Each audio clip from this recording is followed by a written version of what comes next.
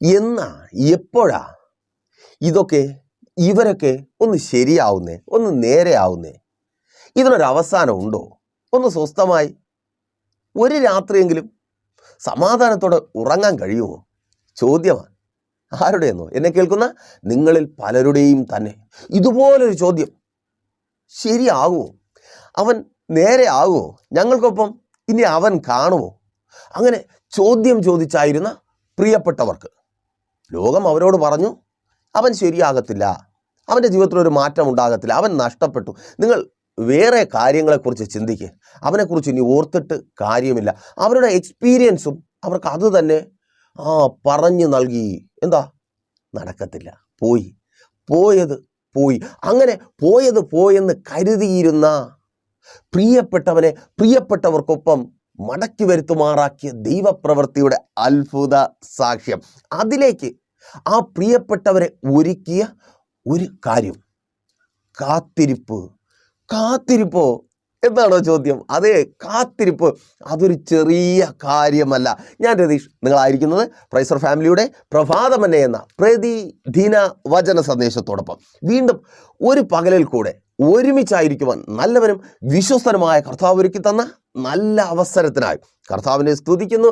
Thank God, thank you Jesus, thank you Holy Spirit. അതേ, പ്രൈസർ ഫാമിലിക്ക് നിങ്ങളോടുള്ള സ്നേഹവും കടപ്പാടും വന്ദനവും ഒക്കെ അറിയിക്കുന്നു. പ്രിയരെ, സന്തോഷത്തോടെ പിന്നെയും എത്ര പറഞ്ഞാലും മതിവരാത്ത ആ കാര്യം നിങ്ങളോട് പറയുവാൻ ദൈവത്തിൻ്റെ പരിശുദ്ധാത്മാവിനെ നിർബന്ധിച്ചു കൊണ്ടിരിക്കുക. ഒരുമിച്ചായിരിക്കുന്ന, വെറുതെ നേരം പോക്ക് പറയുവാൻ, കളി പറയുവാൻ, ആരെങ്കിലും വേദനിപ്പിക്കുവാൻ, ആരുടെയെങ്കിലും കുറ്റം പറയുവാൻ അല്ല, ദൈവത്തിൻ്റെ വചനത്തിനൊപ്പമായിരിക്കുന്നു. ഞാനും നിങ്ങളും, നമുക്കൊപ്പം ദൈവത്തിൻ്റെ വചനം. ഞാനും നിങ്ങളും മാത്രമാണെങ്കിൽ നിങ്ങളും നിങ്ങൾക്കൊപ്പമുള്ളവരുമായിരിക്കുന്ന, അതുപോലെ തന്നെ ഒരു പ്രയോജനവുമില്ലാത്ത കുറേ സമയം എന്തെങ്കിലും പ്രയോജനമുണ്ടോ?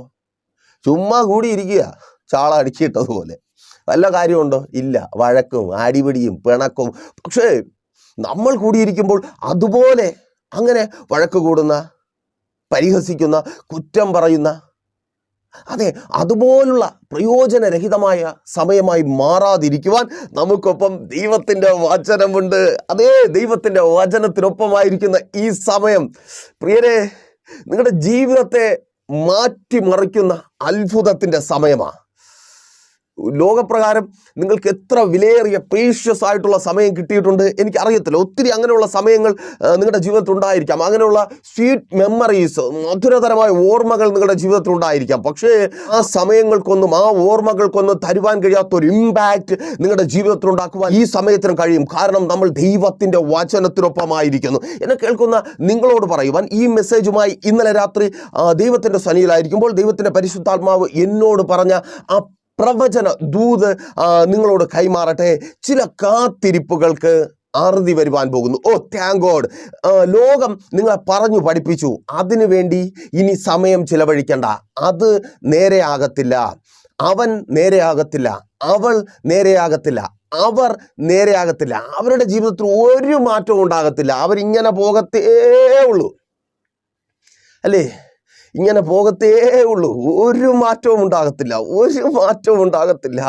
ഈ അവസ്ഥയ്ക്ക് ഒരു മാറ്റവും ഉണ്ടാകത്തില്ല. ഈ കണ്ണുനീർ തോരത്തില്ല.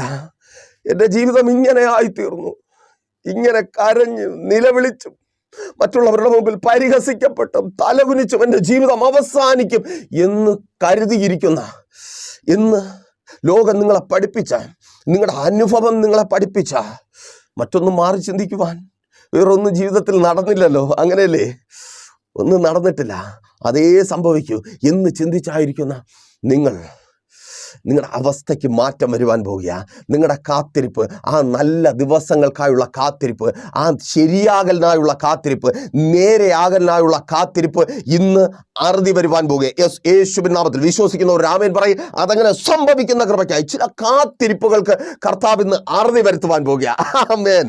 അപ്പോൾ പ്രാർത്ഥനയോടെ ഒപ്പം വന്നാട്ടെ. ആ കാത്തിരിപ്പിന് അറുതി വരുന്ന സഹോദരൻ, സഹോദരി, മാതാവ്, പിതാവ്, കുഞ്ഞുമക്കൾ, നിങ്ങൾക്കായി ഞാൻ കർത്താവിനെ സ്തുതിക്കുന്നു. നോക്കിയേ, ആ കാത്തിരിപ്പിന് അറുതി വരുത്തുവാനായി മർക്കോസിന്റെ സുവിശേഷം 5-ാം അധ്യായം 1-ാമത്തെ വാക്യം വായിക്കുമ്പോൾ അവിടെ ഇങ്ങനെ രേഖപ്പെടുത്തിയിരിക്കുന്നു, അവർ കടലിന്റെ അക്കരെ ഗദരദേശത്ത് എത്തി. അവർ ആരാണ്? അവർ കർത്താവായ യേശു ക്രിസ്തുവും ശിഷ്യന്മാരും. അവർ കടലിനക്കരെ ഗദരദേശത്ത് എത്തിച്ചേർന്നു. എന്തിനു വേണ്ടി? ആ പ്രിയപ്പെട്ടവനെ നഷ്ടപ്പെട്ട് കാത്തിരിക്കുന്ന ഒരു കൂട്ടത്തിന് ആശ്വാസമായി മാറുവാൻ, അവരുടെ കാത്തിരിപ്പിന് അറുതി വരുവാൻ. അതെ, യേശുവും ശിഷ്യന്മാരും എത്തിച്ചേർന്നു. അവരുടെ പ്രിയപ്പെട്ടവൻ ഭൂതം ബാധിച്ചവനായി അലയുന്ന കല്ലറകൾ തേടി, അലയുന്ന വിജന പ്രദേശങ്ങൾ തേടി, മറ്റുള്ളവർ പരിഹസിച്ച് കളിയാക്കി, കേൾവി തന്നെ ഭാരവും വേദനയുമായി മാറിയിരിക്കുന്ന ആ അവസ്ഥയിലേക്ക് അതേ കർത്താവായ യേശു ക്രിസ്തുവും ശിഷ്യന്മാരും എത്തിച്ചേർന്നു. കാത്തിരിപ്പിന് എങ്ങനെ അറുതി വരും? ചോദ്യത്തോടെ ആയിരിക്കുക. കേട്ടപ്പോൾ ഒരു സന്തോഷം തോന്നി, എങ്കിലും ചോദ്യമാ, എങ്ങനെയാ ദൈവദാസനെ കാത്തിരിപ്പിന് അറുതി വരുന്നത്? വെറുതെ പറയുന്നത് അല്ലെന്നേ, വെറുതെ പറയുന്നതല്ല. ഞാൻ പറഞ്ഞാൽ അത് വെറുതെയായി, എന്നാൽ ആ വാക്ക് വെറുതെയായി തീരാതിരിക്കുവാൻ തക്കവണ്ണം യേശു വരിക. യെസ്, യേശുവിൻ നാമത്തിൽ നിന്റെ കാത്തിരിപ്പിന് അറുതി വരുത്തുവാൻ യേശു വരിക. സഹോദര സഹോദരി, നിന്റെ കാത്തിരിപ്പിന് അറുതി വരുത്തുവാൻ യേശു വരിക. നല്ല ജോലിക്കായുള്ള കാത്തിരിപ്പിന് അറുതി വരുത്തുവാൻ, നല്ല വരുമാനത്തിനുള്ള കാത്തിരിപ്പിന് അറുതി വരുത്തുവാൻ, ആ ജോലി സ്ഥലത്തെ പ്രശ്നങ്ങൾക്ക് വെല്ലുവിളികൾ അറുതി വരുത്തുവാൻ എൻ്റെ യേശു വരിക. നിനക്ക് വിരോധമായി എഴുന്നു നിൽക്കുന്ന ശത്രുവിനോട് ചിലത് എൻ്റെ യേശുവിന് ചോദിക്കുവാനുണ്ട്. ചോദിക്കുവാനൊന്നും സമയം കിട്ടത്തില്ല. അതെ, എൻ്റെ യേശുവിനെ കാണുമ്പോൾ ആ ശത്രു ചാടി പുറത്തു പോകും. യെസ്, യേശുവിൻ നാമത്തിൽ വഴിയെ പറയാം, ആ ശത്രു ചാടി പുറത്തു പോകും. നിനക്ക് വിരോധമായി എഴുന്നു നിൽക്കുന്നവർ ഓടുവാൻ പോകുക ആ ജോലി സ്ഥലത്ത് നിന്ന്. യെസ്, യേശുവിൻ നാമത്തിൽ അവിടെ നിന്ന് തന്നെ അവർ ഓടുവാൻ പോകുക. ആമേൻ. നീ ജോലിക്കാരനായി മാറുവാൻ പോകുക. അതിന് തടസ്സമായി വെല്ലുവിളിച്ച് വ്യാപരിച്ച പോരുകളും പോരാട്ടങ്ങളും. നീ പുറത്തു വരരുത്, ജോലിക്കാരനായി തീരരുത്, നിന്റെ മാതാപിതാക്കളുടെ അധ്വാനത്തിനും നിന്റെ കഷ്ടപ്പാടിനും ഫലമുണ്ടാകരുതെന്ന് പറഞ്ഞ് നിന്നെ ഒതുക്കി കൂട്ടിയ അതെ ആ ശത്രു യേശു വരുമ്പോൾ ഓടിപ്പോകുക. യെസ്, യേശുവിൻ നാമത്തിൽ ചില ശത്രുക്കൾ നിങ്ങളെ വിട്ടുമാറുക. പ്രാർത്ഥിക്കുക. വിശ്വസിക്കുന്നവർ ഏറ്റെടുത്ത് പ്രാർത്ഥിക്കുക. ജോലി സംബന്ധമായി വെളിപ്പെട്ട് വ്യാപരിക്കുന്ന സകല വെല്ലുവിളികൾ അഴിയുക. കാത്തിരിപ്പിന് അറുതി വരുവാൻ പോകുക. സഹോദരി, നിന്റെ കാത്തിരിപ്പിന്, സന്തോഷത്തോടെ പറയട്ടെ, നിന്റെ കാത്തിരിപ്പിന് അറുതി വരുവാൻ പോകുക. ചില വർഷങ്ങളായിരിക്കുന്നു. ആദ്യമൊക്കെ നിനക്ക് വലിയ പ്രതീക്ഷയായിരുന്നു. വരും, ഇപ്പോൾ വരും. എൻ്റെ ഭർത്താവിന് ഒരിക്കലും എന്നെ വിട്ട് അങ്ങനെ മാറി പോകുവാൻ കഴിയത്തില്ല. എന്നാൽ പതുക്കെ ലോകം നിന്നോട് പറഞ്ഞ വാക്കുകൾ നീ ശരിയാണെന്ന് സമ്മതിച്ചു. എന്താണ്? ഒരിക്കലും നടക്കത്തില്ല. എൻ്റെ ജീവിതം നശിച്ചു, എൻ്റെ ജീവിതം തൊലഞ്ഞു, എൻ്റെ ഭർത്താവ് ഇല്ല, എൻ്റെ ഭർത്താവില്ലാത്ത ജീവിതമാണ് എനിക്കിന് മുൻപോട്ടുള്ളത്.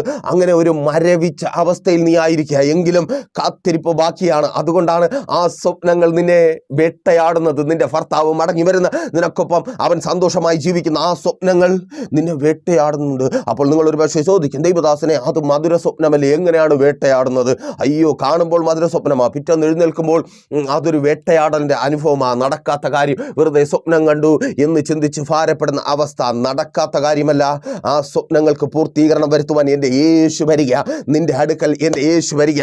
നിന്റെ ഭർത്താവിൻ്റെ അടുക്കൽ എൻ്റെ യേശു പോകുക. അവനെ നിന്റെ ഭവനത്തിലേക്ക് നിന്റെ ഭർത്താവാക്കി മടക്കി അയക്കുവാൻ. സഹോദര, നിന്റെ ഭാര്യയെ നിന്റെ ഭവനത്തിനകത്തേക്ക് നിന്റെ ഭാര്യയായി, നിന്റെ മക്കളുടെ അമ്മയായി മടക്കി അയക്കുവാൻ എൻ്റെ കർത്താവ് വരിക. സ്തോത്രം. യേശുവിൻ നാമത്തിൽ തിരിച്ചറിയുന്നവർ ഏറ്റെടുത്ത് പ്രാർത്ഥിക്കുക. എൻ്റെ യേശുവപ്പം വരിക. മോനെ, മോളെ എന്ന് വിളിച്ച് എൻ്റെ യേശുവപ്പം വരിക. നിന്റെ തകർന്നുപോയ കുടുംബജീവിതത്തെ പണിതുയർത്തി ആ കാത്തിരിപ്പിൽ അറുതി വരുത്തുവാൻ അതേ എൻ്റെ യേശു വരിക. മാതാവേ, പിതാവേ, നിങ്ങളുടെ മക്കളുടെ ജീവിതത്തിൽ നിങ്ങൾ കാണണമെന്ന് ആഗ്രഹിച്ചത്, അവരുടെ അധ്വാനത്തിനൊത്തവണ്ണമുള്ളത് കാണുവാൻ കഴിയാതെ ഭാരപ്പെട്ട് തളർന്ന് ലജ്ജയും അപമാനഭാരവും മുഖാന്തരം പല സ്ഥലങ്ങളിലും പോകുവാൻ പോലും കഴിയാതെ, അല്ലേ, പലതും നിങ്ങളുടെ മക്കളിൽ ഉണ്ടാകുമെന്ന് നിങ്ങൾ സ്വപ്നം കണ്ടു. തെറ്റിപ്പോയ നാളുകളിൽ, നിങ്ങളുടെ സ്വപ്നങ്ങൾ കരിഞ്ഞുണങ്ങി എന്ന് നിങ്ങൾ തിരിച്ചറിഞ്ഞ നാളുകളിൽ വലിയ പ്രതീക്ഷയായിരുന്നു. നേരെയാവും, ശരിയാവും, ഇതെല്ലാം ശരിയാകും, ഇതൊരു പ്രായത്തിൻ്റെതാ, ഇത് കുറച്ച് ദിവസമാ, കൂട്ടുകെട്ടുകളുടേതാ, ഇത് മാറും, എൻ്റെ മക്കളല്ലേ, എങ്ങനെ അവർക്ക് മാറാതിരിക്കുവാൻ കഴിയും? എന്നാൽ അമ്മേ, ഇന്ന് നിന്റെ ആ ചിന്തയൊക്കെ മാറിപ്പോയില്ല. അവരൊരിക്കലും മാറത്തില്ല. എങ്ങനെ അവരെൻ്റെ വയറ്റിൽ വന്ന് പിറന്നു ചിന്തിച്ച് ഭാരപ്പെടുക. പിന്നെ അത് വല്ലാതെ വേദനിപ്പിക്കുക. നിന്റെ കാത്തിരിപ്പിന് അറുതി വരുവാൻ പോകുക. നീ സ്വസ്ഥമായി സമാധാനമായി ഉറങ്ങുന്ന മക്കളെക്കുറിച്ച് നല്ലത് കേട്ട്, മക്കളെക്കുറിച്ച് നല്ലത് പറഞ്ഞ്, മക്കൾ സന്തോഷത്തോടെ നിന്നോട് സംസാരിക്കുന്ന വാക്കുകൾ കേട്ട് നീ സ്വസ്ഥമായി ഉറങ്ങുവാൻ പോകുക. യേശുവിൻ നാമത്തിൽ. ആ വിദേശത്ത് കടന്നുപോയി നിന്നോട് ആ ദൂത്, മാതാവേ കേൾക്ക്, ആ വിദേശത്ത് കടന്നുപോയി ജോലിയില്ലാതെ ഭാരപ്പെട്ടായിരിക്കുന്ന നിന്റെ തലമുറകളുടെ സന്തോഷത്തിന്റെ വാക്കുകൾ കേട്ട് നീ ഉറങ്ങുവാൻ പോകുക. ഇപ്പോൾ നീ കേൾക്കുന്ന വാക്കുകൾ നിന്റെ ചെവിയിൽ തീ കോരിയിടുക. അമ്മേ, ഞാനിവിടെ കടന്നു വന്നു, ഒത്തിരി ബാധ്യതയായി, എനിക്കിനി പിടിച്ചു നിൽക്കുവാൻ കഴിയത്തില്ല, ജോലി കിട്ടിയില്ല, ഭാരപ്പെടുക. അവന്റെ കരഞ്ഞ് തളർന്ന വാക്കുകൾ നിന്നെ വല്ലാതെ ഭയപ്പെടുത്തുക. കേൾക്ക്, അവർ സന്തോഷത്തോടെ പറയുവാൻ പോകുന്നു, അമ്മാ എനിക്ക് നല്ല ജോലി കിട്ടി, പപ്പാ എനിക്ക് നല്ല ജോലി കിട്ടി. അതെ ആ വാക്കുകൾ നിന്റെ ചെവിയിൽ മുഴങ്ങുവാൻ പോകുക. യേശുവിൻ നാമത്തിൽ അതങ്ങനെ സംഭവിക്കുന്ന കൃപയ്ക്കായി പ്രാർത്ഥിക്കുക. ഓ താങ്ക് ഗോഡ്. നീ സ്വസ്ഥമായി ഉറങ്ങുവാൻ പോകുക. ആ വാക്കുകൾ കേട്ട് നീ സ്വസ്ഥമായി ഉറങ്ങുവാൻ പോകുക. അതിനൊരു അറുതി വരുവാൻ പോകുക. അവൻ്റെ ജീവിതം നേരെയാകുവാൻ പോകുക. എല്ലാവരും പറഞ്ഞു അതിന് നേരെയാകത്തില്ല, അത് പോയി, അത് നഷ്ടപ്പെട്ടു, അത് പോയി, പോക്ക എന്ന് പറഞ്ഞവരുടെ മുൻപിൽ അതിനെ കർത്താവ് ശരിയാക്കുവാൻ പോകുക. അതിനായി അവൻ വരിക. ആ മദ്യപാന പുരകൾ തേടി. യേശുവിൻ നാമത്തിൽ ആ കൂട്ടുകെട്ടുകളുമായി അവർ കൂടിയിരിക്കുന്ന, വേണ്ടാത്തതും ചെയ്യുവാൻ പാടില്ലാത്തതും ചെയ്ത് ഉപയോഗിക്കുന്ന ആ സ്ഥാനത്തേക്ക് എൻ്റെ യേശു വരിക. ഓ അക്കരെ യേശു എത്തി. ഓ ആമേൻ ആമേൻ ആമേൻ. ഓ സ്തോത്രം. ഞാൻ തിരിച്ചറിയുന്നുണ്ട് നിന്റെ ജീവിതത്തിലേക്ക്, നിന്റെ തലമുറകളുടെ ജീവിതത്തിലേക്ക് യേശു വരുന്നത് തിരിച്ചറിഞ്ഞ് ഒരു പൈശാചിക മണ്ഡലം അവിടെ ഇളകുന്നുണ്ട്. വിളിച്ചു പറയണേ, ഒരു പൈശാചിക മണ്ഡലം അവിടെ ഇളകുന്നുണ്ട്. ഇതുവരെ ഇല്ലാത്ത പ്രശ്നങ്ങൾ അതെന്താണെന്ന് വഴിയെ പറഞ്ഞു തരാം. ഒരു പൈശാചിക മണ്ഡലം ഇളകുന്നുണ്ട്. അനുവദിക്കത്തില്ല, ഞങ്ങൾ അനുവദിക്കത്തില്ല, നിന്റെ തലമുറ വിടുവിക്കപ്പെടുവാൻ അനുവദിക്കത്തില്ല, അവൻ ഞങ്ങൾക്കുള്ള അവകാശമാണെന്ന് പറഞ്ഞ് ഒരു പൈശാചിക മണ്ഡലം വിള്ളറി പിടിച്ച് ബഹളം വയ്ക്കുന്നുണ്ട്. ആ ശത്രു പുറത്തു പോകുവാൻ പോകുക. ആമേൻ. നിന്റെ തലമുറയുടെ മേൽ അവകാശം പറഞ്ഞ് വെല്ലുവിളിക്കുന്ന ആ ശത്രുവിനെ പുറത്താക്കി നിന്റെ തലമുറകളെ ആ മോശം സ്വഭാവത്തിൽ നിന്ന്, ആ ബന്ധനത്തിൽ നിന്ന് ഒരു ഭ്രാന്തനെ പോലെ, ഒരു ഭ്രാന്തിയെ പോലെ അവളെ ആക്കി മാറ്റുന്ന, അവളുടെ സ്വഭാവവുമായി ഒരു ബന്ധവുമില്ലാത്തൊരു സ്വഭാവം. അയ്യോ, പെട്ടെന്ന് ചിന്തിച്ചു, ഇവളിത് അഭിനയിക്കുകയാണോ, ഇവനിത് അഭിനയിക്കുകയാണോ? അങ്ങനെ ചിന്തിച്ചു പോകുന്ന അതല്ലേ മാതാവേ, അങ്ങനെ ചിന്തിച്ചു പോകുക. ആ വിധത്തിലാ പിശാച് പിടിച്ചിട്ട് അവളെ ആ പിശാചിനെ പുറത്താക്കുവാൻ യേശു വരിക. ആ പിശാചിനെ ഓടിക്കുവാൻ, അവരുടെ ജീവിതത്തിൽ നിന്ന് ഓടിക്കുവാൻ യേശു വരിക. വിവാഹം നടക്കും. ആമേൻ ആമേൻ. വിവാഹം നടക്കും. ഉദരഫലം ജനിക്കും. ആ കെട്ടിനെ യേശു അഴിച്ചു മാറ്റും. ഉദരത്തെ കെട്ടി ബന്ധിച്ച കെട്ടിനെ പ്രാർത്ഥിക്കുക. യേശുവിൻ നാമത്തിൽ എൻ്റെ യേശു വന്ന് അതിനെ അഴിച്ചു മാറ്റും. ആമേൻ. ആ രോഗമെന്ന ആ കെട്ടിനെ യേശു പൊട്ടിക്കും.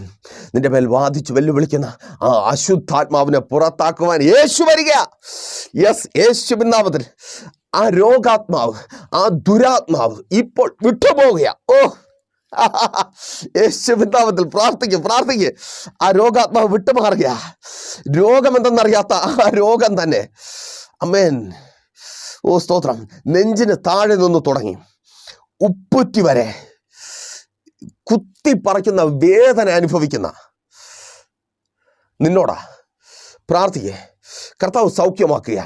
രോഗം എന്തെന്നറിയാത്ത, ആർക്കും പറഞ്ഞ് മനസ്സിലാക്കി കൊടുക്കുവാൻ കഴിയാത്ത ആ രോഗാത്മാവ്, അത് രോഗമല്ല, രോഗാത്മാവ്, ആ അശുദ്ധാത്മാവ് യേശു വരുമ്പോൾ വിട്ടുപോകുക. യേശുവിൻ നാമത്തിൽ അത് വിട്ടുപോകട്ടെ. ആമേൻ. പുറപ്പെട്ടു പോ. സ്തോത്രം. ബന്ധിച്ചിരിക്കുക. ആമേൻ ആമേൻ. പ്രാർത്ഥിക്കുവാൻ പോലും കഴിയാത്ത വിധത്തിൽ നാവിനെ കെട്ടിയിരിക്കുക. നാവിനെ കെട്ടിയിരിക്കുക. ശബ്ദം പുറത്തേക്ക് വരുന്നില്ല. പിശാച് ചില്ലറക്കാരനല്ല. നിങ്ങൾക്കറിയാമല്ലോ, ഞാൻ കുറച്ച് ദിവസം കിടന്ന് അനുഭവിച്ചല്ലേ. അയ്യോ, ലാസ്റ്റൊക്കെ ആയപ്പോഴേ എനിക്ക് ഭയങ്കര സങ്കടമായിപ്പോയി. ഞാൻ വന്നിരുന്ന് അങ്ങ് കരയും. എനിക്ക് മീറ്റിങ്ങിനൊക്കെ പോയാൽ ശബ്ദം പുറത്തു വരത്തില്ല. ശബ്ദം അങ്ങ് അടഞ്ഞു പോകും. ആലോചനകൾ ഇങ്ങനെ തിങ്ങി നിൽക്കുകയാ. പറഞ്ഞ് കേൾക്കുന്നവരിലേക്ക് എത്തിക്കുവാൻ കഴിയുന്നില്ല. അയ്യോ, പിശാച് പുറത്ത് വരവാൻ അനുവദിക്കത്തില്ല എന്ന്. ദൈവത്തിൻ്റെ ആലോചനകൾ, ദൈവപ്രവൃത്തിയുടെ അത്ഭുത ശബ്ദം തീമഴയായി നിന്നിലൂടെ പുറത്തു വരുവാൻ അനുവദിക്കത്തില്ല എന്ന്. തൊണ്ടമേലൊരു പിടുത്തം. ആ വളർച്ച പിശാച് പറഞ്ഞു, നീ തീന്നു. ആമേൻ.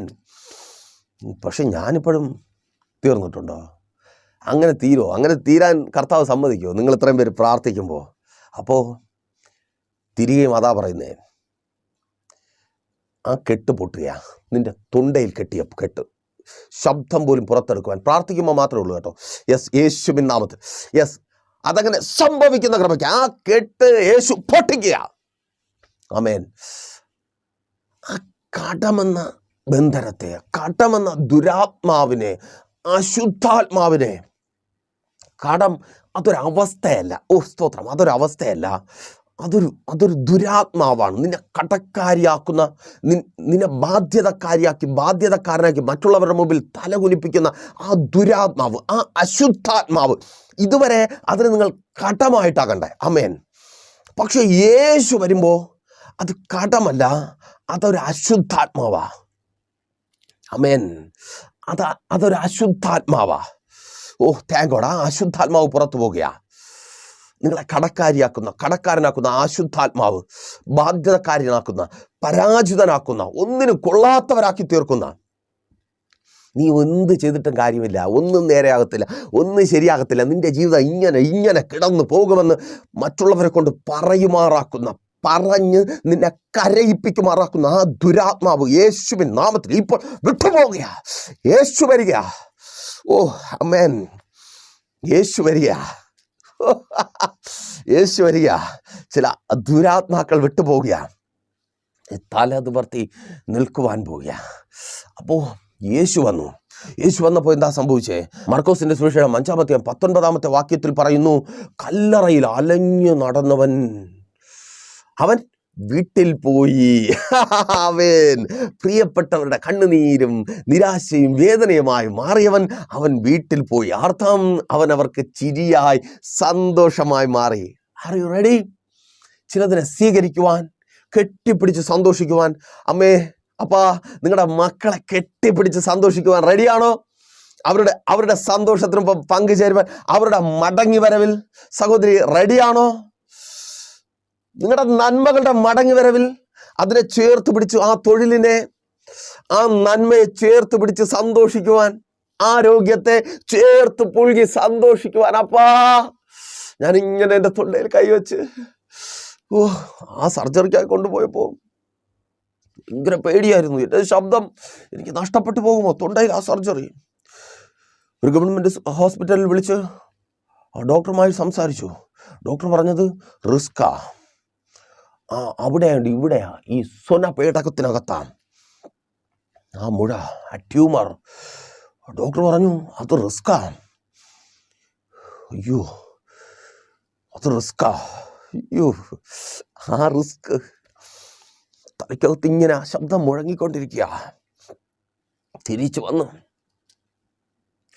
സംസാരിക്കാൻ തുടങ്ങിയപ്പോൾ തൊണ്ടയിൽ ഇങ്ങനെ കൈ ചേർത്ത്, അപ്പാ, ഇങ്ങനെ പുൽകിയ ഒരു പുൽകം, എൻ്റെ വിടുതലിനെ പുൽകിയ ചേർത്ത് പിടിച്ച പിടിക്കൽ. ചിലർ ചേർത്ത് പിടിക്കുവാൻ പോയി. നിങ്ങളുടെ ശരീരത്തിലേക്ക് മടങ്ങി വരുന്ന ആ സൗഖ്യത്തെ നിങ്ങൾ ചേർത്ത് പിടിക്കുവാൻ പോയി. ആമേൻ. ആമേൻ. റെഡിയാണോ? ചേർത്ത് പിടിക്കുവാൻ റെഡിയാണോ? നോക്കിയേ, കർത്താവായ യേശു ക്രിസ്തു തൻ്റെ ശിഷ്യന്മാരുമായി ഒരു സ്ഥലത്തേക്ക് പോവുകയാണ്. ആ സ്ഥലത്തിൻ്റെ പേര് ഗദര ദേശം. ആ സ്ഥലം ഫേമസ് ആണ്, ഗദരന്യരുടെ ദേശം. അതിന്ന് ഫേമസ് ആയിരിക്കുന്നത് ഒരു വ്യക്തി മുഖാന്തരമാണ്. ഒത്തിരി പേരുടെ, പ്രിയപ്പെട്ടവരുടെ കണ്ണുനീരും വേദനയും നിരാശയുമായി മാറിയ, മറ്റുള്ളവർക്ക് പറഞ്ഞു ചിരിക്കുവാനും പരിഹസിക്കുവാനും കാരണമായി മാറിയ ഒരു വ്യക്തി മുഖാന്തരമാണ് ആ ദേശം അറിയപ്പെടുന്നത് ഗദരദേശം. ഭൂതഗ്രസ്തനുള്ള ഗദരദേശം മീൻസ് ഭൂതഗ്രസ്തനായവൻ വസിക്കുന്ന ഗദരദേശം. ഗദരദേശം എന്ന് കേൾക്കുമ്പോൾ തന്നെ ആൾക്കാർ ചിന്തിക്കുന്നത് അവനെയാണ്. അവൻ കല്ലറകളിൽ അലയുകയാണ്. ഗ്രാമത്തിൻ്റെ അതിർത്തിയിലാണ് കല്ലറകൾ. ആ കല്ലറകളിലൂടെ അവൻ ഇങ്ങനെ ഊടാടി നടക്കുകയാണ്.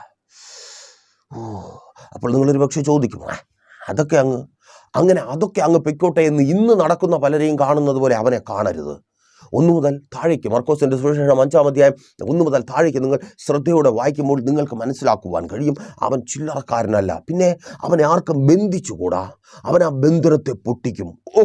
എത്ര വലിയ കയറുകൊണ്ട് കെട്ടിയാലും അവൻ പൊട്ടിക്കും. അപ്പോൾ നിങ്ങൾ ചോദിക്കും, അതെങ്ങനെ സംഭവിക്കും? അത് തന്നെയാണ് ഉത്തരവും. അത് സംഭവിക്കുമാറാകുന്നത് അവൻ്റെ ഉള്ളിലുള്ള പിശാചിനാൽ. ചിലത് എങ്ങനെ സംഭവിക്കും? നിങ്ങൾ ചോദിക്കുന്നുണ്ട്, എങ്ങനെ എൻ്റെ മക്കൾക്ക് ഇങ്ങനെ ആകുവാൻ കഴിയുന്നു, എൻ്റെ ഭർത്താവിന്, എൻ്റെ ഭാര്യയ്ക്ക്, എൻ്റെ കൂട്ടുകാർക്ക്, എൻ്റെ ബന്ധുക്കൾക്ക്, എന്നെ അറിയുന്നവർക്ക് എങ്ങനെ ഇങ്ങനെ ആകുവാൻ കഴിയുന്നു? അവർക്ക് ആകുവാൻ കഴിയുന്നത് അവർക്കുള്ളിലുള്ള പിശാചിനാൽ അത്രേ. അവർക്കുള്ളിലുള്ള പിശാച് അവരെ പലതുമാക്കി മാറ്റുന്നു. എൻ്റെ ഉള്ളിലുള്ള യേശു എന്നെ പലതുമാക്കി നിങ്ങളുടെ മുമ്പിൽ ഇരുത്തിയിരിക്കുന്നത് പോലെ നിങ്ങളുടെ ഉള്ളിലുള്ള യേശു നിങ്ങളെ പലതുമാക്കി നിങ്ങൾക്കൊപ്പമുള്ളവർക്ക് മുമ്പിൽ ഇരുത്തുവാൻ പോകുന്നത് പോലെ അത് തന്നെ. അപ്പോ വിലങ്ങുകളെ ഉരുമി പൊട്ടിക്കുന്നു, തന്നെത്താൻ കല്ലെടുത്ത് ചതയ്ക്കുന്നു. അപ്പോൾ അടുത്ത പയ്യന്മാർക്കൊക്കെ വേഷം കിട്ടി കാണുമല്ലേ? തന്നെത്താൻ ചതയ്ക്കുന്നവൻ അത്രമാത്രം അവൻ ക്രൂരനാ, സൈക്കോ. അവൻ എന്തും ചെയ്യും, ആരെയും കൊല്ലും, ഒന്നും നോക്കാത്ത ഒരു പ്രകൃതം. ആ നരുന്ത് പോലെ ഇരിക്കുന്ന നിന്റെ തലമുറയെക്കുറിച്ചാ. അയ്യോ, ഇവന് എന്തൊക്കെയാ കാണിച്ചു കൂട്ടുന്നേ. സൈക്കോ എന്തും ചെയ്യും. എന്തും ചെയ്യും. അവൻ കല്ലറയിലാണ്. അവനെ കാത്തിരിക്കുന്ന അവൻ്റെ പ്രിയപ്പെട്ടവർ. അപ്പോൾ നിങ്ങളൊരു പക്ഷേ ചോദിക്കും, ദേവദാസനെ അങ്ങനെ ഒന്നും ആ ഭാഗത്ത് രേഖപ്പെടുത്തിയിട്ടില്ലല്ലോ. ഉണ്ടെന്നേ. അതുകൊണ്ട് 5-ാം അധ്യായം 19-ാമത്തെ വാക്യത്തിൽ കല്ലറയിൽ നിന്ന് പുറത്തു വന്ന, ഭൂത വിട്ടകന്ന് പുറത്തു വന്ന അവനോട് കർത്താവായ യേശു ക്രിസ്തു ഇങ്ങനെ പറയുന്നത്, യേശു അവനെ അനുവദിക്കാതെ, നീ നിന്റെ വീട്ടിൽ നിനക്കുള്ളവരുടെ അടുക്കൽ ചെന്ന് അവന് ഉണ്ടെന്നേ. അപ്പനുണ്ട്, അമ്മയുണ്ട്, മക്കളുണ്ട്, ഭാര്യയുണ്ട്, അവൻ എല്ലാവരും ഉണ്ട്. അവൻ എല്ലാവരും ഉള്ളവരാണ്. അവൻ എല്ലാവരും ഉള്ളവനാണ്, ആരും ഇല്ലാത്തവനല്ല. എല്ലാവരും ഉണ്ട്, നിങ്ങളെപ്പോലെ എല്ലാവരും ഉണ്ട്. അപ്പോൾ വീട്ടിൽ പോകണം. അവൻ എന്താ ചെയ്യുന്നേ? യേശു ഗദരദേശത്തിൽ വരാൻ വേണ്ടി അവർ കല്ലറയിൽ വന്നിരുന്ന് ഇവനെ വാ എന്ന് വിളിച്ചുകൊണ്ടിരുന്നു? ഇല്ല. കുടം പിടിക്കാത്തവനെ, നശിച്ചവനെ, നീ എൻ്റെ ജീവിതം നശിച്ചു, തകർത്തു, തരിപ്പണമാക്കി എന്ന് പറഞ്ഞ് കരഞ്ഞുകൊണ്ടിരുന്നു? ഇല്ല. പിന്നെ അവർ വീട്ടിലുണ്ടായിരുന്നു. അർത്ഥം അവർ കാത്തിരിക്കുകയായിരുന്നു. കാത്തിരുന്നില്ലെങ്കിൽ പിന്നെ യേശു അവനെ പറഞ്ഞ് അങ്ങോട്ട് വിടുവോ? യേശു അങ്ങ് കൂടെ കൂട്ടത്തില്ലേ? അവർ കാത്തിരിക്കുകയായിരുന്നു. ഞാൻ അതാ പറഞ്ഞു, ഈ കാത്തിരിപ്പെന്ന് പറയുന്നത് ഒരു നിസ്സാര കാര്യമല്ല. നമ്മൾ വിചാരിക്കും എന്തോ ഒരു ചെറിയ കാര്യമല്ല. കാത്തിരിക്കുന്നവർ ശക്തിയെ പുതുക്കും. അവർ കഴുകന്മാരെ പോലെ ചിറകടിച്ച് ഉയരും, നടക്കുകയും ഓടുകയും. ബാല്യക്കാർ ഇടറുമ്പോൾ, യൗവനക്കാർ തളർന്നു പോകുമ്പോൾ അവർ നടക്കും, അവർ ഓടും. കാത്തിരിക്കുന്നവർ ശക്തിയെ പുതുക്കും. ആ ഭവനം കാത്തിരുന്നു. അവരുടെ നഷ്ടപ്പെട്ടു പോയ മകന് വേണ്ടി, അപ്പന് വേണ്ടി, ഭർത്താവിന് വേണ്ടി, സുഹൃത്തുക്കൾക്ക് അവർ ശക്തിയെ പുതുക്കി. ആ വാക്വം സ്പേസ് മാറി. ഭാര്യയ്ക്ക് ഭർത്താവ് വന്നു, അമ്മയ്ക്കും അപ്പനും മകൻ വന്നു, മക്കൾക്ക് അപ്പൻ വന്നു. ആ ഫ്രീ സ്പേസ് മാറി. അവർ ശക്തരായി മാറി. ചിലതിനെ നിന്റെ ജീവിതത്തിലേക്ക് തിരികെ തന്ന് കർത്താവ് നിന്നെ ശക്തീകരിക്കുവാൻ പോകുക. കാത്തിരിക്കുന്ന നിന്നെ ശക്തീകരിക്കുവാൻ പോകുക. ആമേൻ. ഇവിടെയാണ് ഏറ്റവും പ്രധാനപ്പെട്ട കാര്യം. ദേവദാസനെ, കാര്യമൊക്കെ ശരി തന്നെ, പക്ഷേ ഈ കാത്തിരിപ്പെന്ന് പറയുന്നത് പലർക്കും പറ്റുന്നില്ല. പ്രിയരെ, ഈ പ്രാർത്ഥനയിലേക്ക് വരാം. ഞാൻ പറഞ്ഞുതരാം. പ്രാർത്ഥനയിലേക്ക് വരാം. പ്രാർത്ഥനയെ നിങ്ങളൊരു ലെറ്ററായി കണക്കാക്കുക. ഇന്നത്തെ കാലമല്ല, ഒരു 10-20 വർഷത്തിന് മുമ്പേ ആയിട്ട് നിങ്ങളൊന്ന് ചിന്തിച്ചേ. ഒരു ലെറ്ററാണ് പ്രാർത്ഥന. ആ ലെറ്ററിനകത്ത് നമ്മൾ കുറേ കാര്യങ്ങൾ എഴുതിയിട്ടുണ്ട്.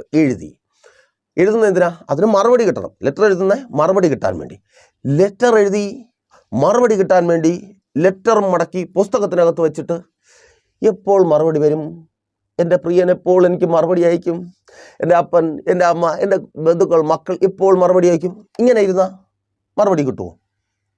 കിട്ടത്തില്ല. പിന്നെ എന്ത് ചെയ്യണം? ലെറ്റർ എഴുതി കഴിഞ്ഞാൽ അതിനെ പോസ്റ്റ് ചെയ്യണം. ആമേൻ. ആ ലെറ്റർ കയ്യിലിരുന്നാൽ പോരാ, അതിനെ പോസ്റ്റ് ചെയ്യണം. അതിനെ പോസ്റ്റ് ചെയ്യുമ്പോൾ എന്താ സംഭവിക്കുന്നത്? തപാൽ വകുപ്പ് അതിനെ എത്തേണ്ട സ്ഥാനത്ത് എത്തിക്കും. എത്തേണ്ട സ്ഥാനത്ത് അത് എത്തുമ്പോഴാണ് നിങ്ങൾ ലെറ്ററിനകത്ത് എഴുതിയ ആ കാര്യങ്ങൾക്ക് മറുപടി ഉണ്ടാകുന്നത്. അപ്പോൾ പോസ്റ്റ് ചെയ്താൽ മാത്രമേ മറുപടി പ്രതീക്ഷിക്കുവാൻ വകയുള്ളൂ, പ്രതീക്ഷിക്കുവാൻ പാടുള്ളൂ. അപ്പോൾ പോസ്റ്റ് ചെയ്യണം. പോസ്റ്റ് ചെയ്താൽ പിന്നെ ആ ലെറ്റർ നിങ്ങളുടെ കയ്യിലുണ്ടോ? നിങ്ങളുടെ പുസ്തകത്തിനകത്തുണ്ടോ? ഇല്ല. പോസ്റ്റ് ചെയ്താൽ അത് കയ്യിൽ നിന്ന് പോയി. അതുകൊണ്ട് തന്നെ പോസ്റ്റ് ചെയ്തതിന് ശേഷം അയ്യോ ഈ കാര്യം കൂടെ എഴുതാനുള്ളതായിരുന്നു, ഇത് വിട്ടുപോയി, അത് ശരിയാണോ, അത് തെറ്റാണോ, അങ്ങനെ ചിന്തിക്കുന്നത് കൊണ്ട് അർത്ഥമുണ്ടോ? ബുദ്ധിയുള്ള ആരെങ്കിലും അങ്ങനെ ചിന്തിക്കുമോ? വേണമെങ്കിൽ ഒരു ലെറ്ററോട് അയക്കും, അത്രയേ ഉള്ളൂ. അല്ലാതെ പോസ്റ്റ് ചെയ്ത് പോയതിനെക്കുറിച്ച് അയ്യോ എന്ന് പറഞ്ഞ് തലചൊറിഞ്ഞുകൊണ്ടിരിക്കുമോ? ഇരിക്കത്തില്ല. 2, പോസ്റ്റ് ചെയ്തു, അത് എത്തേണ്ടടുത്ത് എത്തിക്കുന്ന ആരാണ്? തപാൽ വകുപ്പാണ്. അവരുടെ ഉത്തരവാദിത്വമാണ് അത് എത്തേണ്ടടുത്ത് എത്തിക്കുവാനും അവിടെ നിന്നുള്ള മറുപടി നിങ്ങളുടെ കരങ്ങളിൽ എത്തിക്കുവാനുമുള്ളത് തപാൽ വകുപ്പിൻ്റെ ഉത്തരവാദിത്വമാണ്. അല്ലാതെ ആ ഉത്തരവാദിത്വം നിങ്ങളെടുത്തത് കൊണ്ട് എത്തിക്കാണോ, അങ്ങ് എത്തുമോ, വഴിയിലെവിടെയെങ്കിലും വീണു പോകുമോ, അങ്ങനെയൊക്കെ ചിന്തിച്ചിരുന്ന കാര്യം നടക്കും? ഇല്ല. ലെറ്റർ പോസ്റ്റ് ചെയ്ത് കഴിഞ്ഞാൽ പിന്നെ നമുക്കൊന്നും ചെയ്യാനില്ല, അല്ലേ? നമ്മുടെ കയ്യിലില്ല, നമ്മുടെ കയ്യിൽ നിന്ന് അത് പോയി. പ്രാർത്ഥനയും അതുപോലെയാണ്. നിങ്ങൾ പ്രാർത്ഥിച്ചു, നിങ്ങൾ ദൈവസേനയിൽ നിങ്ങളുടെ ഒരു വിഷയം വച്ചു, അത് കഴിഞ്ഞാൽ പിന്നെ അത് നിങ്ങളുടെ കയ്യിലില്ല, അത് നിങ്ങളുടേതല്ല. ലെറ്റർ തപാൽ വകുപ്പിൻ്റേതായതുപോലെ ആ തപാലുമായി പോകുന്ന ആരുടെങ്കിലും പോയിട്ട് അത് എൻ്റെ ലെറ്ററാണെന്ന് ചോദിച്ചു കഴിഞ്ഞാൽ അവർ തരത്തില്ല, അത് അവരുടേതാണ്, എത്തേണ്ട സ്ഥലത്ത് അവരെത്തിക്കും. അതുപോലെ പ്രാർത്ഥന, നീ പ്രാർത്ഥിച്ചു കഴിഞ്ഞു, ഇനി അതിലിട്ട് പിടിക്കരുത്. പലരും പ്രാർത്ഥന എന്ന ലെറ്റർ പോസ്റ്റ് ചെയ്യാതെ മടക്കി വച്ചുകൊണ്ടിരിക്കുക. എന്നും എടുത്ത് നോക്കും, ആ ഉണ്ട്, ഞാൻ എല്ലാം എഴുതി വെച്ചിട്ടുണ്ട്. അപ്പോൾ എങ്ങനെ മറുപടി കിട്ടും? നിങ്ങളൊന്ന് പോസ്റ്റ് ചെയ്യും. ആമേൻ. പോസ്റ്റ് ചെയ്താൽ അത് പിന്നെ നിങ്ങളുടെ കയ്യിലില്ല, പിന്നെ അതിനെക്കുറിച്ച് നിങ്ങൾ വിചാരപ്പെടുകയും വേണ്ട. ആ ഫാമിലി, അവരുടെ മകൻ വല്ലാത്തൊരവസ്ഥയിലാണ് പോകുന്നത്, അവരുടെ ഭർത്താവ് അല്ലെങ്കിൽ അവരുടെ അപ്പൻ വല്ലാത്തൊരവസ്ഥയിലാണ് പോകുന്നത്. പക്ഷേ അവർ ആ ലെറ്റർ പോസ്റ്റ് ചെയ്തു, അത് എത്തേണ്ടവൻ്റെ അടുത്തെത്തി, അവൻ കൃത്യസമയത്ത് വന്നു, അവനെ പുറത്തു കൊണ്ടുവന്നു, വീട്ടിലെത്തിച്ചു. മനസ്സിലായില്ലേ? അല്ലാതെ അവരെല്ലാം കൂടെ പോസ്റ്റ് ചെയ്തിട്ട് അവിടെ കിടന്ന് പിടിയും വലിയും കൂടി ആ സ്വയം ചതയ്ക്കുന്നവൻ്റെ തലയിൽ നിന്ന് കയ്യിൽ നിന്ന് ഇടി വാങ്ങിച്ച് ചാവേണ്ട കാര്യമുണ്ടോ? ഇല്ല. അവർ പ്രാർത്ഥിച്ചു, അത് കഴിഞ്ഞ് കാത്തിരുന്നു, പോസ്റ്റ് ചെയ്തു. ഇനി അതിൻ്റെ ഉത്തരവാദിത്വം അവൻ തിരിച്ചറിയുന്നവർക്കായി ഞാൻ ദൈവത്തെ സ്തുതിക്കും. അപ്പം നമ്മുടെ ഒരു കാര്യം നമ്മൾ ദൈവകരങ്ങളിൽ ഏൽപ്പിച്ചു കഴിഞ്ഞാൽ പിന്നെ അതിലിട്ട് പിടിക്കരുത്. ഇതാണ് നമ്മുടെ ഏറ്റവും വലിയ കുഴപ്പം. അത് പോസ്റ്റ് ചെയ്താൽ പോസ്റ്റ് ചെയ്തു, പിന്നെ നമ്മൾ അതിനെക്കുറിച്ച് ചിന്തിക്കേണ്ട കാര്യമില്ല. അതുകൊണ്ടാണ് സങ്കീർത്തനം 55:22 പറയുന്നത്, നിന്റെ ഭാരം യഹോവയുടെ മേൽ വച്ചുകൊള്ളുക. ദൈവത്തിൻ്റെ മേൽ അങ്ങ് വച്ചോ, പിന്നെയും അതിനായിട്ട് പിടിക്കണ്ട. അത് ദൈവത്തിൻ്റെ ഭാരമാണ്. പിന്നീട് നിങ്ങൾ അവൻ്റെ മേൽ വെച്ചാൽ അത് ദൈവത്തിൻ്റെ ഭാരമാണ്, അവൻ അതിനെ ചുമന്നോളും, നിങ്ങൾ ചുമക്കണ്ട. ഇപ്പോൾ ഈ ഗ്ലാസ് ഇത് എൻ്റെ കയ്യിലിരിക്കുമ്പോൾ എൻ്റെ ഭാരമാണ്. ഞാൻ ഈ മേശപ്പുറത്ത് വെച്ച് കഴിഞ്ഞാൽ എൻ്റെ ഭാരമല്ല, അത് ഈ മേശയുടെ ഭാരമാണ്. മേശ അതിനെ താങ്ങിക്കൊള്ളും. ഇത്രയേ ഉള്ളൂ. നിങ്ങളുടെ ഭാരം യഹോവയുടെ മേൽ, എൻ്റെ ദൈവത്തിൻ്റെ മേൽ നിങ്ങൾ വയ്ക്കുക. എന്നിട്ട് ഫ്രീ ആയിട്ട് നിങ്ങളൊന്നിരിക്കുക. അതാ പറഞ്ഞ കാത്തിരിപ്പ് നിസ്സാര കാര്യമല്ല. ഈ ഒരു കാര്യം നിങ്ങൾക്ക് മനസ്സിലാക്കുവാൻ കഴിയണം. ലെറ്റർ പോസ്റ്റ് ചെയ്താൽ പിന്നെ അതിനുമേൽ നിങ്ങൾക്കൊരു അവകാശമില്ല. എത്തേണ്ടവർ അത് എത്തിക്കും, മറുപടിയും ഉണ്ടാകും, മറുപടി തരേണ്ട സമയത്ത്. കർത്താവായ യേശു ക്രിസ്തുവിനോട് നിങ്ങളൊരു കാര്യം അപേക്ഷിച്ചു, തീർന്നു. ആ ഭാരം പിന്നെ നിങ്ങളുടേതല്ല, ആ വിഷയം പിന്നെ നിങ്ങളുടേതല്ല, അത് യേശുവിൻ്റെ വിഷയമാണ്. അത് യേശു അതിന് പരിഹാരം വരുത്തും. സത്യമാണ്, യേശു അതിന് പരിഹാരം വരുത്തും. അപ്പോൾ നമ്മുടെ ഭാരം യഹോവയുടെ മേൽ വച്ചുകൊള്ളുക. അതുകൊണ്ടാണ് പിന്നെയും സങ്കീർത്തനം 68:19 പറയുന്നു, നാൾതോറും നമ്മുടെ ഭാരങ്ങളെ ചുമക്കുന്ന നല്ല കർത്താവ് വാഴ്ത്തപ്പെടുമാറാകട്ടെ. ഒരു ഭാരമല്ല, എല്ലാ ഭാരവും അവൻ്റെ മേൽ വെച്ചോ, അവനതിന് പരിഹാരം വരുത്തും. മർക്കോസിന്റെ സുവിശേഷം 4-ാം അധ്യായം അവസാന ഭാഗങ്ങളിലേക്ക് വരുമ്പോൾ 35 മുതൽ 41 വരെയുള്ള വാക്യങ്ങളൊന്ന് വായിച്ചു നോക്കിയേ. കർത്താവായ യേശു ക്രിസ്തുവും ശിഷ്യന്മാരും യാത്രയിലാണ്. ആ യാത്രയെ തടസ്സപ്പെടുത്താൻ വേണ്ടി പിശാച് വന്നു. കാറ്റ് ആഞ്ഞു വീശി, തിരമാല ഉയർന്നു പൊങ്ങി. നോക്കിയോളേ, കർത്താവായ യേശു ക്രിസ്തുവിനെയും പടകിനെയും തകർക്കുവാൻ തക്കവണ്ണം വീശി അടിച്ച കാറ്റ്. എന്തിനാ വീശി അടിച്ചേ? ഗദരദേശത്തിലെ ഭൂതഗ്രസ്തന്റെ അടുത്ത് പോകാൻ വേണ്ടി അവർ യാത്ര തുടങ്ങിയപ്പോഴാണ്. അങ്ങനെയുള്ള പിശാച് നിങ്ങൾ പോയി അവൻ്റെ ഇടയിൽ കയറി കൊടുത്താൽ ആ പിശാച് നിങ്ങളെ വിടുവോ? ഇതാ പലർക്കും പറ്റുന്നേ. നിങ്ങളെ വിടത്തില്ല, നിങ്ങളെ തീർത്ത് കളയും. പോകരുത്, നിങ്ങൾ പ്രാർത്ഥിച്ചു കഴിഞ്ഞാൽ ആ വിഷയത്തിൻ്റെ അടുത്തോട്ട് പോകരുത്, മിണ്ടാതെ ഇരുന്നോളണം. അതിനുള്ള മറുപടിക്ക് വേണ്ടി വെയിറ്റ് ചെയ്യണം. യേശുവിനെയും ശിഷ്യന്മാരെയും പടകിനെയും മുക്കാൻ നോക്കിയ പിശാച, ആ പിശാചിൻ്റെ അടുത്ത കാലം നിങ്ങൾ പോയി കഴിഞ്ഞാൽ നിങ്ങളടുത്ത് ബാധിക്കപ്പെട്ടവരായി മാറും. അതുകൊണ്ട് നമ്മളൊരു വിഷയത്തിന് വേണ്ടി പ്രാർത്ഥിച്ചു കഴിഞ്ഞാൽ മാറി സന്തോഷമായിട്ട് ഹാപ്പി ആയിട്ട് അങ്ങ് ഇരുന്നോളണം. കർത്താവ് അതിന് പരിഹാരം വരുത്തി അവരെ നിങ്ങളുടെ കയ്യിലേക്ക് എത്തിക്കും. കർത്താവ് ശരിയാക്കി തരും. Thank you Lord. കർത്താവ് അത് ശരിയാക്കി തരും. അപ്പോൾ റെഡിയാണ്. അപ്പോൾ ആ ലെറ്റർ ഇന്ന് പോസ്റ്റ് ചെയ്യണം. ഇനി കയ്യിൽ വെച്ചുകൊണ്ടിരിക്കരുത്. നിങ്ങളുടെ പ്രശ്നം എന്ത് തന്നെയായിരുന്നാലും അത് യേശുവിൻ്റെ കയ്യിൽ അങ്ങ് ഏൽപ്പിച്ചോ. രോഗമാണോ, കടമാണോ, മക്കളുടെ ജീവിതമാണോ, കുടുംബജീവിതമാണോ, എന്തും നിങ്ങൾ യേശുവിൻ്റെ കയ്യിൽ ഏൽപ്പിക്കുക. കർത്താവ് വരും, അതിന് പരിഹാരം തരും. എല്ലാം ശരിയാവുന്നേ. നിങ്ങൾ സുഖമായിട്ട് ഉറങ്ങാൻ പോവുക. അപ്പോൾ മെസ്സേജ് നിങ്ങൾക്ക് അനുഗ്രഹമായിരുന്നു കരുതുന്നു. അനുഗ്രഹമായെങ്കിൽ എന്ത് ചെയ്യും? നിങ്ങൾ അറിയുന്ന ഒത്തിരി പേരിലേക്ക് മെസ്സേജ് ഷെയർ ചെയ്യുക. അതുപോലെ തന്നെ ഒരു പ്രാർത്ഥന വിഷയം നിങ്ങൾ വല്ലാതെ ഭാരപ്പെട്ടായിരിക്കുന്നുവെങ്കിൽ ധൈര്യമായി പ്രൈസർ ഫാമിലിയിലേക്ക് നിങ്ങളുടെ പ്രാർത്ഥന വിഷയങ്ങൾ അറിയിക്കാം. നമുക്ക് ഒരുമിച്ച് പ്രാർത്ഥിക്കാവുന്നേ. കർത്താവ് പ്രവർത്തിക്കും. ലോകവും പലപ്പോഴും നിങ്ങളും പ്രശ്നങ്ങളെ കാണുമ്പോൾ ഞങ്ങൾ അതിനു പിന്നിലുള്ള കാരണത്തെ ദൈവകൃപയാൽ കാണും.